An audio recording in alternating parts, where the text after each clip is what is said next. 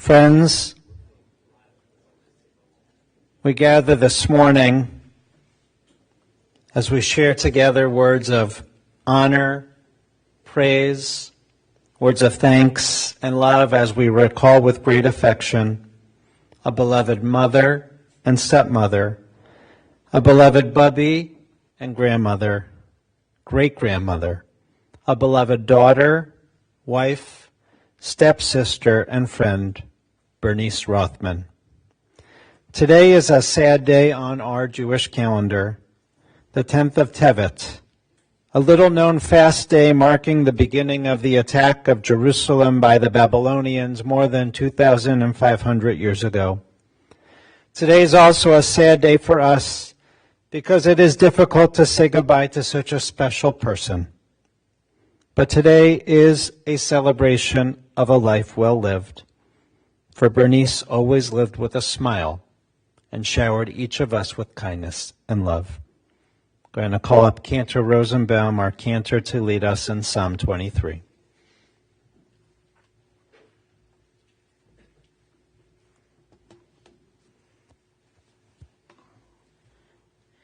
Mizmor David, Adonai ro'i lo echsar, bin ote sheyer bitzeni, al mei menuchot,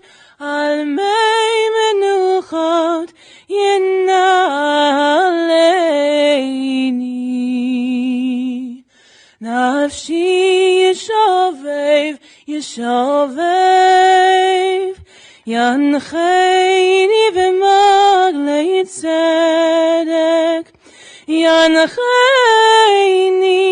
v'maglei tzedek, leman shemo, gam ki elech begayitz hamavet, lo yirara, ki ata imadi, shivtecha umishantecha, hema yenachamuni. Ta'aroch lefanai, shulchan neged tzorai, dishanta v'shemen roshi, kosi revaya. Ach tu v'chesed yedefuni, koyemei chayai, v'shavti beveit Adonai le'orech yamim. Adonai ro'i lo echsar, Adonai ro'i lo echsar.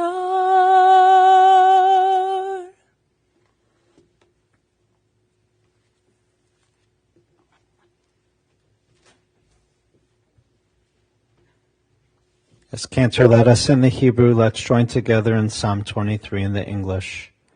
The Lord is my shepherd, I shall not want.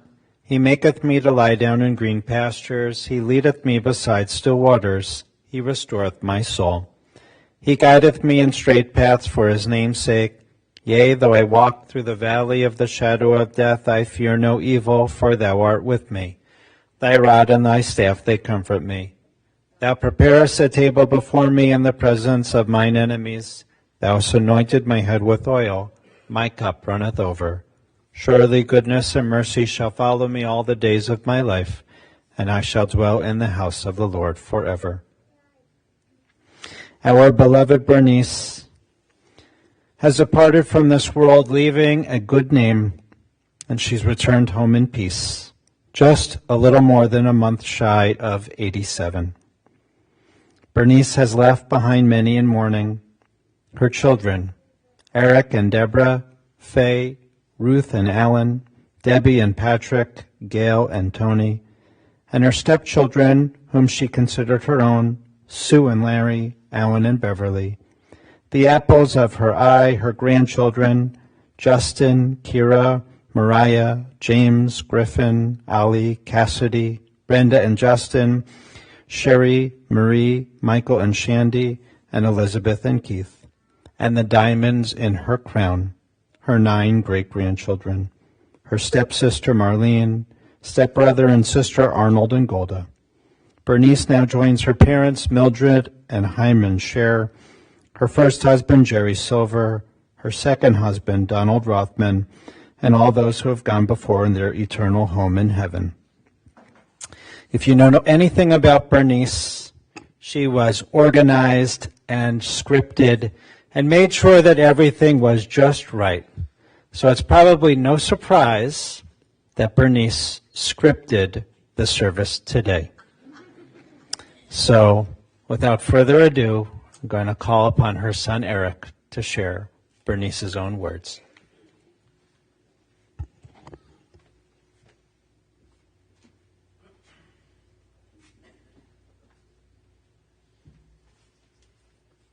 Thank you all for coming on such a rainy day.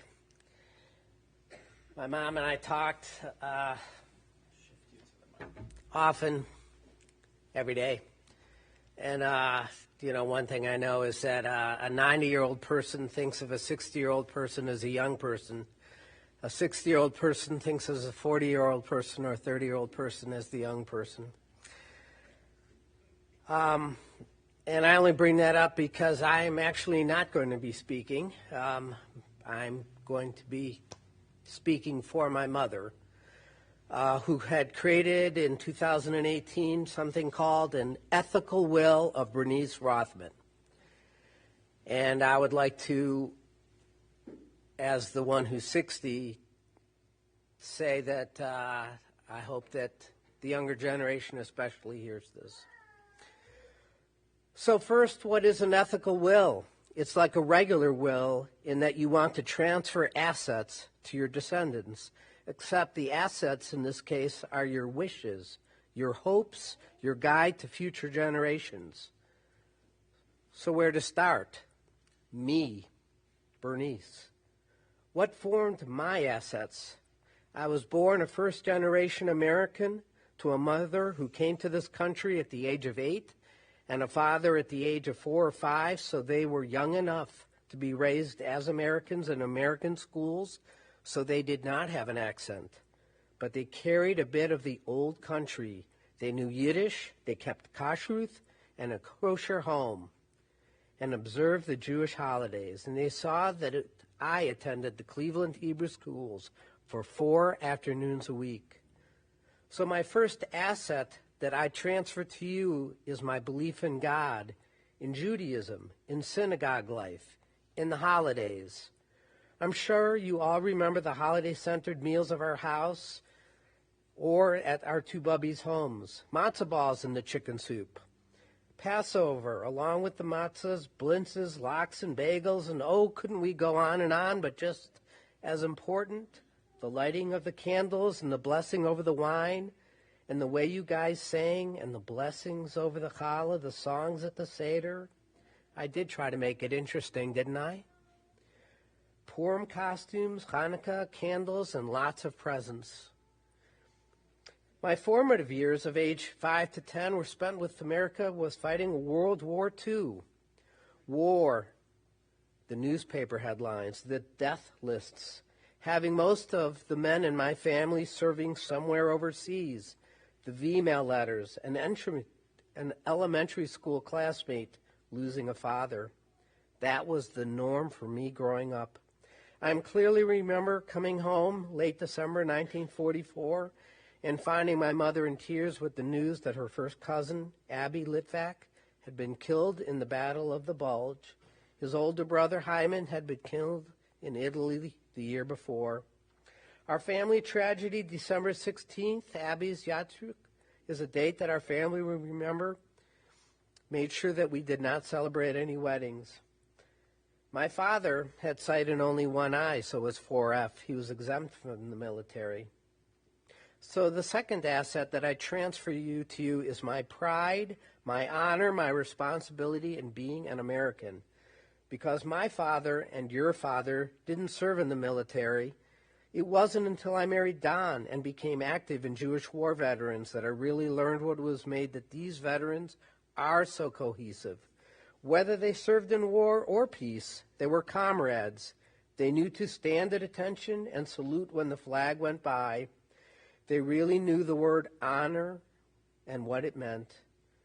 When I was handed the folded flag at the cemetery, it was the knowledge that the flag was the symbol of all that was good with America.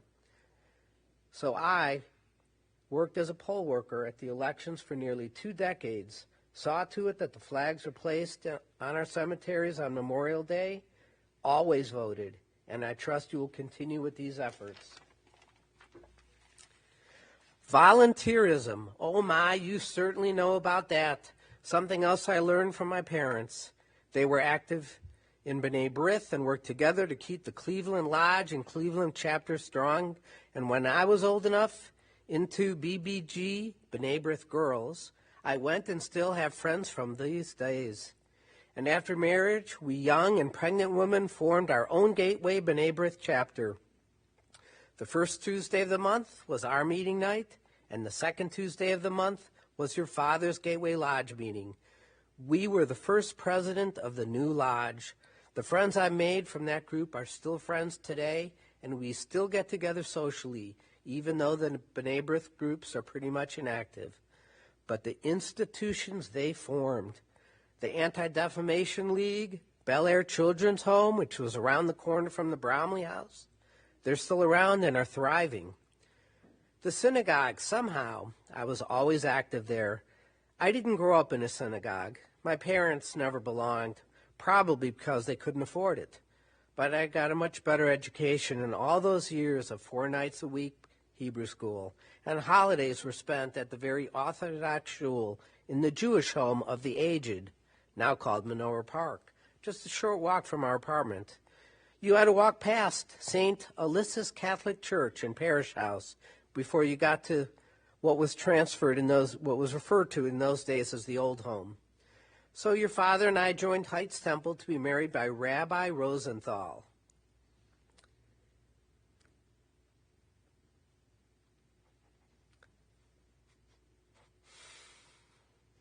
Excuse me.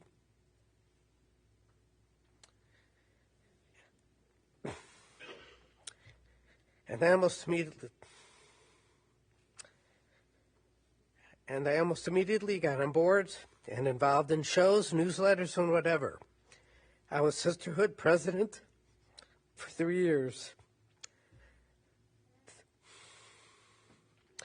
When the Jewish War Veterans Auxiliary 44, after I married Don, I became very active, either editor of their newsletter, The Walkie Talkie, for 11 years, the president at the same time.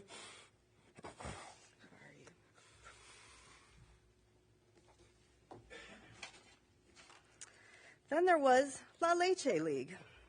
I consider myself a pioneer there. You all knew when the phone rang that it might be a mother in distress. How many meetings, how many mothers and babies came to our house?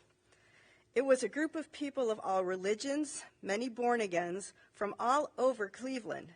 My first trip where I actually drove to the west side, I was well into my 30s, was to a La Leche League get-together. I attended conventions, saw Princess Grace of Monaco, who gave a keynote speech. It was a way of life. When we moved to Pittsburgh and you all were already pretty much grown, after a few months I sought out a La Leche League group there because I felt the need of people who felt as I did about mothering. So the third asset I transfer to you is to find a group, a cause that you believe in, and give it your all.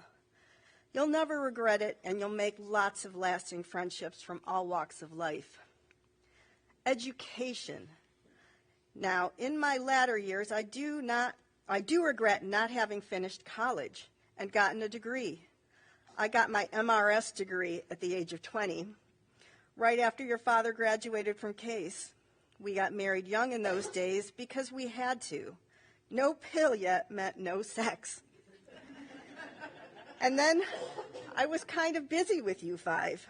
I'm happy that I was able to stay home for 17 years, and then I had a job, which I liked, so I never went back to school. I'm proud that you, or most of you, hello Ruth, who makes more money than the rest of your siblings, were able to get a degree and graduate without owing any tuition money. So the 4th asset I transferred to you is to never stop learning. Read a lot, and not just about what interests you, but open your minds to others' opinions. You never know what you'll find out. See to it that your children get the education they need to become good, productive citizens. Israel. I was 12 years old when Israel became a state in 1948, so I remember when we did not have a homeland for refugees to go to. I have made 5 trips to Israel, the last 2 quite special, as my 70th birthday present to myself was to go as part of the Cleveland Federation volunteer group to our sister city, Beit Shean, a city mentioned in the Bible. I was put on a research farm, which was quite an experience. The next trip I took was sponsored by Jewish National Fund, and I saw all that they do, and it certainly was eye-opening from my first trip there with Eric in 1984. I believe in Israel because it's the home of the Jewish people. It is a light unto nations. So the 5th asset I transfer to you is a country which I hope you will all have the opportunity to visit more than once. Environment. Well, we do have a problem there. I worry about what kind of world my grandchildren and great-grandchildren will live in. You know, I always like to be in the woods, walking through the Milliken estate, picking and eating berries whenever I could find them in all parts of the country, to Don's distress, coming down the hill through the woods in Pittsburgh with enough berries to make jelly. I was never afraid to let you just go exploring. Many mothers wouldn't. Maybe someday you will be able to purchase campers and see this wonderful country in the national parks and live a little simpler.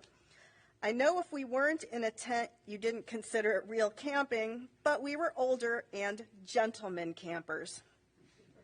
So my charge to you is to do all you can to keep our world safe.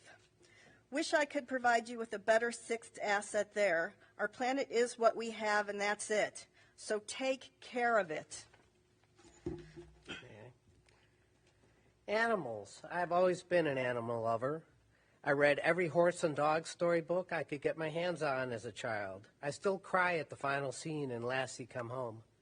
We always had a dog, and you certainly learn more about sex, birth, and mothering from all those cats. We had kittens in our house and learned from books. You all have had animals, and I know that the 7th asset of having them and taking care of them and loving them and enjoying them is one you heed. Cleanliness next to godliness? Well, I do remember one of you coming home from school with a crayon drawing of your mother with an appendage, which was remarkably like a vacuum cleaner. Yes, I do a lot of vacuuming in those days, and I do have to have a clean house, but I'm not a nut about it. Tidy is more the word. The bedspread only went on the bed if the Queen of England was coming for a visit. I dislike clutter, but then there are all those sheets of paper to deal with from all the organizations I'm active in. Dusting, and my mother taught me to bend down and dust the chair legs too, is a never-ending task. Doesn't have to be done every day or every week, or unless company is coming, and they'll never notice anyway. So I've always done my housework, and the place usually looks pretty good, if I must say so myself. I strongly believe in attacking dirt dishes, clutter right away, otherwise it gets the best of you, and you don't know where to start. I always worked from west to east. So the 8th asset I'm charging you with is deal with it while it is in your hand. Don't put it down unless it's washed or in the place where it belongs. Never have a house where you're ashamed to bring guests. I can see you all point a finger now at one particular sibling.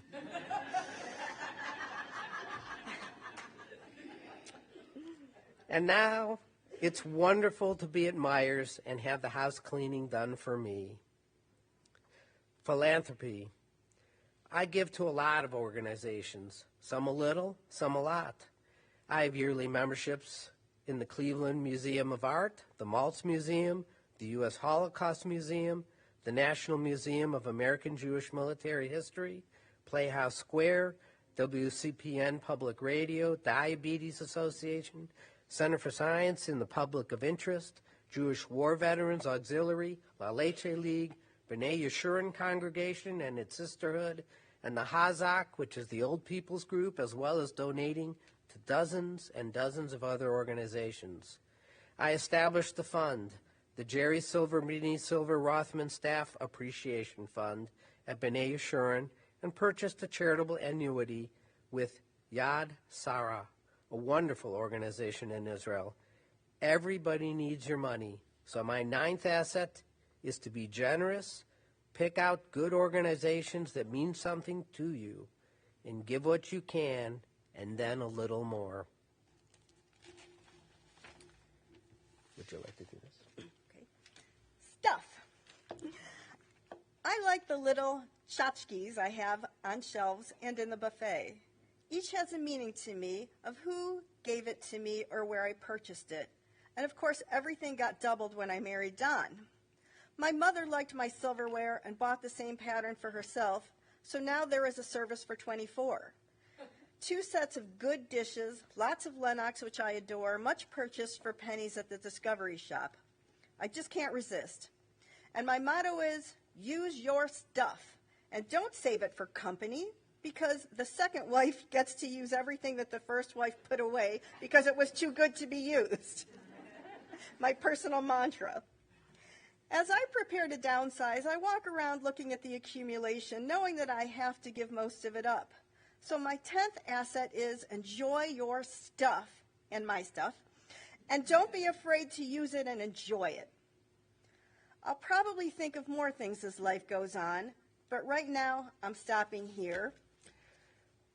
Love from your mother and your bubby, lots of love. One thing you can say, I didn't smother you. I let you do your own thing. My generation didn't have to worry about the things you worry about for your children. Bernice Silver Rothman, February 2nd, 2018. Thank you.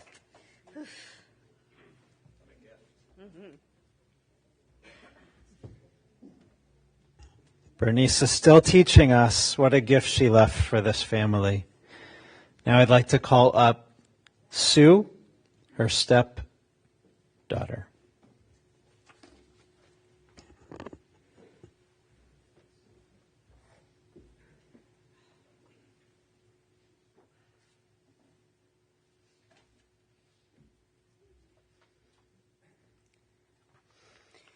Thank you all for coming here today so we can pay tribute to Bernice's life. I consider myself blessed to have her as my bonus mom. Today I feel broken, empty, and have a huge hole in my heart, but her memories are going to fill that hole. Several months ago, Mom asked me to speak at her funeral. She gave me specific instructions, I'll just mention a few of them, to keep it under 4 minutes, to practice in front of the mirror, and to read it to her. Here it goes, Mom. So listen up. When I first met Bernice, I had a difficult time accepting her as my stepmom. It wasn't long before she won me over. I clearly remember the first time she introduced me as her daughter to one of her friends. I was shocked and proud at the same time. She took wonderful care of my dad when his health failed. I'm not sure what I would have done without her. She handled almost everything. She was such a blessing to him and to me. We would laugh, and she would tell him not to take a second helping of dessert. I can still hear her saying, "Don, you don't need it. Put it back." And as soon as her back was turned, he would take it anyway, or one of us would give it to him. She was always there for me. For instance, when I had foot surgery, I had to wear this ice thing on my wrap on my leg, and it had an ice machine attached. And I was supposed to keep the ice machine filled, except I was on crutches. There's no way I could have handled a 25-pound ice machine on crutches. So she came over every day to make sure that thing was filled. And after my heart surgery, she brought me food so I didn't have to worry about cooking. When we remodeled our house, Brenda, my oldest, was in law school. She came home to find that her bedroom had only 3 walls because the back wall was demolished. We didn't know it was going to be demolished that day. Bernice and my dad opened their home to Brenda, and Brenda stayed there the rest of the school year. Bernice's heart was so big that she had always enough room in it for my daughters and my grandsons, as well as her ones by birth. I learned so much from her. She taught me to forgive others for their transgressions, to have faith in God, and most of all, to have faith in myself. When something good happened, she was one of the people I called first. The same was true when something negative happened. She always listened and gave advice, often unsolicited. I admit that I didn't always take her advice. She was unselfish when it came to sharing her time, wisdom, and thoughts. She believed living life to its fullest, and she packed more in her life than most of us could in 10 lives. She had more friends than any person I know. She was involved in clubs and organizations, and I had some of them listed, but they've already been mentioned. She was always busy doing something for somebody else. As my dad would say, she earned heaven points. She loved the theater, traveling, going out to eat, going to a museum, playing Maj, which she got to do the last Wednesday she was alive, so a week before she died. She played Maj, and she looked forward to that. When she came back, I asked her, I said, did you win or lose? And she said, I don't know, I forgot to count my money. They played for pennies. She certainly held her own about current events, the Bible, sports, and politics. She loved to talk about politics and news events. Her eyes would lighten up when she saw or spoke on the phone with any of her grandchildren. I'm so grateful to have been able to spend so much time with her the past several months. We talked about death and dying and what she thought that heaven was like, philosophy, politics, the Bible, and the healthcare system. Her body was worn out, but her mind remained sharp until near the end. She struggled with the lack of independence and depending on others to help her, and also being unable to do the things she enjoyed. When she could no longer type because her fingers wouldn't do what she wanted them to do, she became increasingly irritated with herself. We both got a chance to say our goodbyes and express our love and gratitude to each other. I was sitting next to her when she took her last breath, and I kissed her goodbye. She left this world peacefully and pain-free. She made this world a better place for everyone around her, and I am without a doubt a better person because of her. When I see a butterfly, a rainbow, a sunset, a campfire, or watch a sports game, it will remind me of my fantastic bonus mom. I can cry that she is gone, or I can smile because she lived and loved. I am blessed to have had 2 fantastic moms who I love both.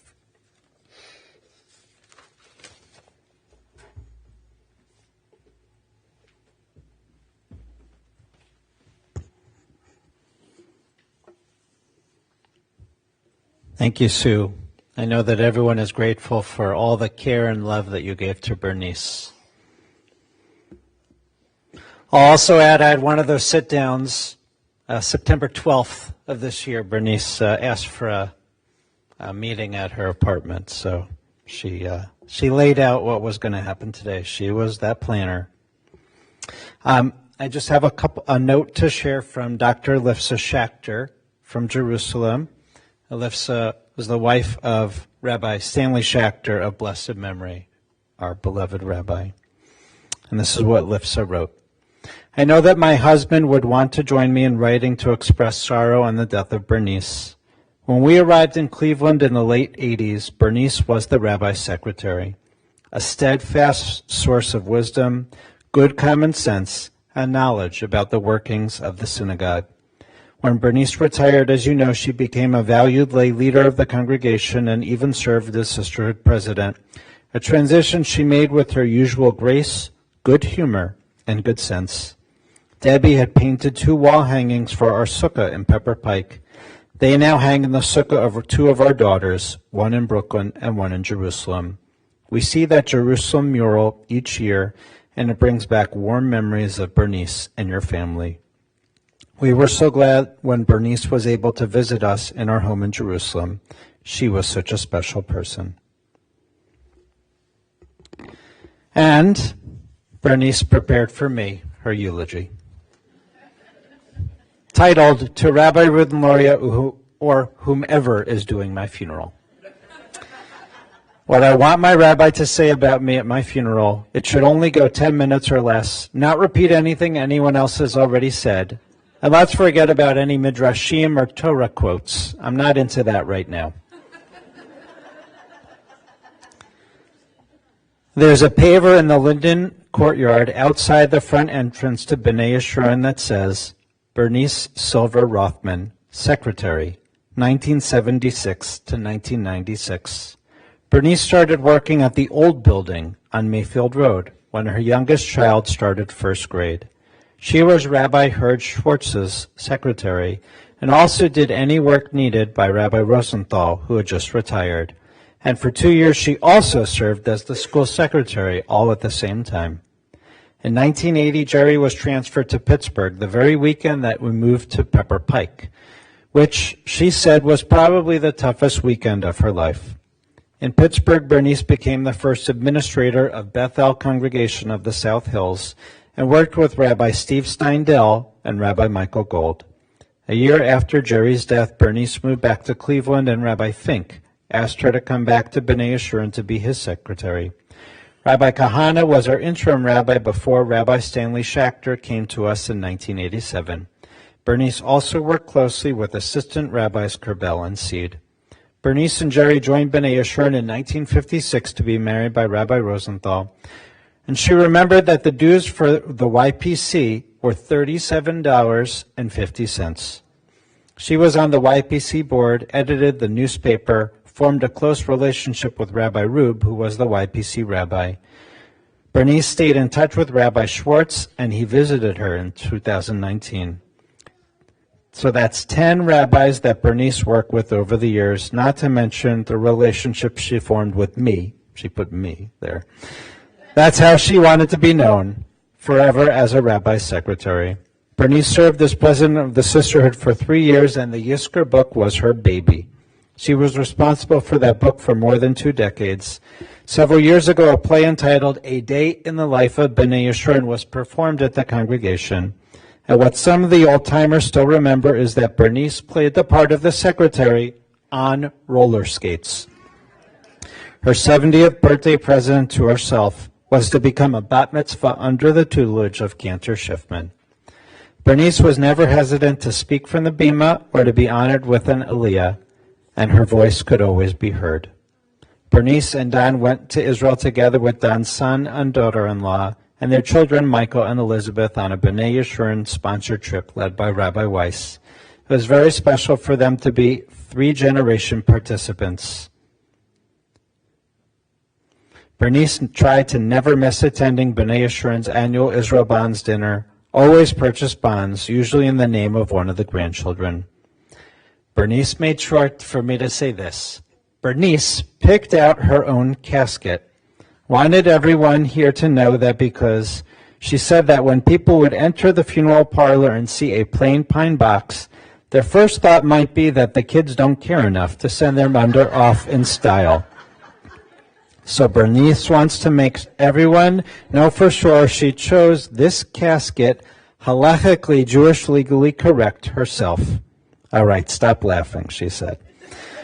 And now, Rabbi, you have 4 more minutes. Thanks, Bernice. A force of nature, Bernice was a woman who knew what she wanted, and then she did it. Energetic and positive, always, with a can-do attitude. Nothing could stop Bernice. She was a pioneer. She liked to be involved, and she liked to be in charge. As Marlene told me, she was my boss. And we at the synagogue know from her time as both secretary and president, she was the boss. Always supportive to family and friends, Bernice was super involved with grandchildren, the ultimate bubby. She lived for you. Bernice knew everyone, and everyone knew her. She could tell you the street you grew up on, and when she got her first tour of Myers before moving in, she was like the mayor. Everyone was saving seats for her to the meal. As the family told me, in her little pond, Mom was a big fish. Always organized and helpful, Bernice was simply the best.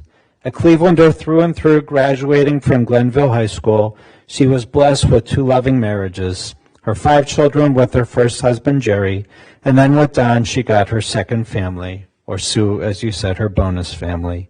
Bernice had an inner strength that helped her reinvent herself through and through, always determined. As a widow, she put an ad, a personal ad, in the Cleveland Jewish News, and that's how she met Don. They met for lunch and were married within a year. Traveling the world, the consummate tourists, probably every state and every park in their camper. Always prepared, she had matzo ball soup in the freezer in case you were sick. She was thrifty. She could make a Thanksgiving turkey last and last. She lived with mission and purpose, always giving back, whether it was to B'nai Yeshurun, Jewish war veterans, to the greater community. When the kids were little, Mom had made all the traditional Jewish foods, but she was truly a baker, a great baker, and you would bake with Mom those traditional Jewish Christmas cookies.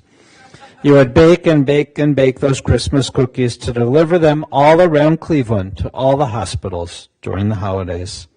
The best mother, always there, raising you with love and a love of arts and culture.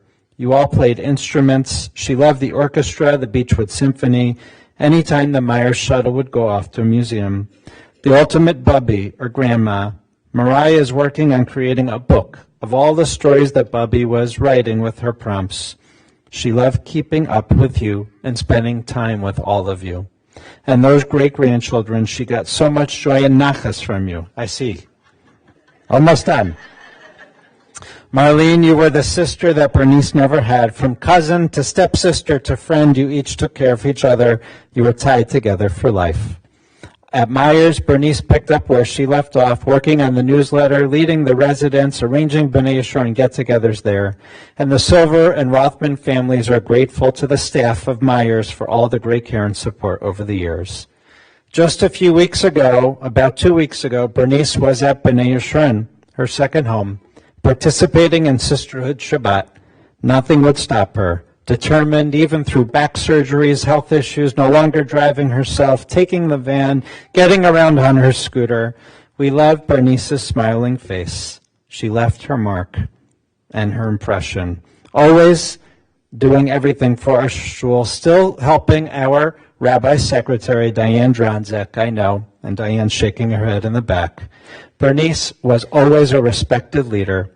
I was here when she served as sisterhood president, one of the best. She remained a top-notch volunteer all her days, giving her heart and soul to our synagogue, and we are all grateful for her friendship, her kindness, and her support. May she only be remembered with love, and we say, Amen. Please rise as we call up Cantor Rosenbaum to chant the memorial prayer.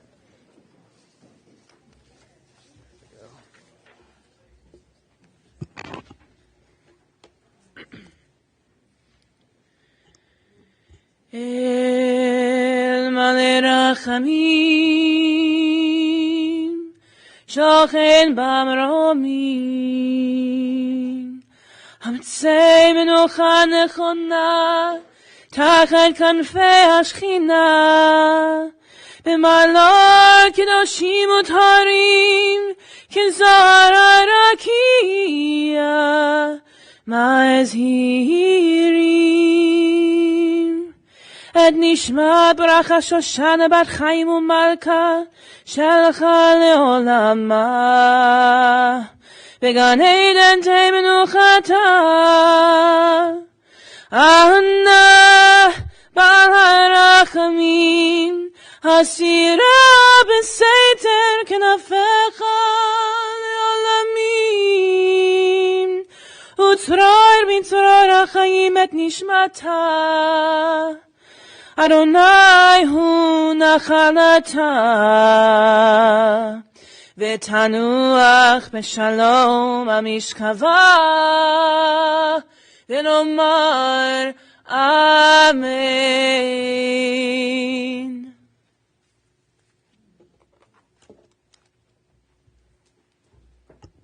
Exalted, compassionate God, grant infinite rest in your sheltering presence among the holy and pure, to the soul of our Bracha Shoshana, Bernice Rothman, who has gone to her eternal home. Merciful One, we ask that her loved one find perfect peace in your eternal embrace. May she merit the reward for living life with righteousness, living life the right way, with kindness, caring, and love. May Bernice's soul be bound up in the bond of life, and may she be remembered in peace. And we say, Amen. We can be seated. Following the service, the interment, the burial will take place at B'nai Yeshurun's Chesterland Memorial Park. And Shiva today is from 3 o'clock until 8 p.m. at B'nai Yeshurun. Again, Shiva is today, Tuesday only, from 3 to 8 p.m. at B'nai Yeshurun congregation. Friends who wish may contribute to the Silver Rothman Appreciation Fund at B'nai Yeshurun congregation.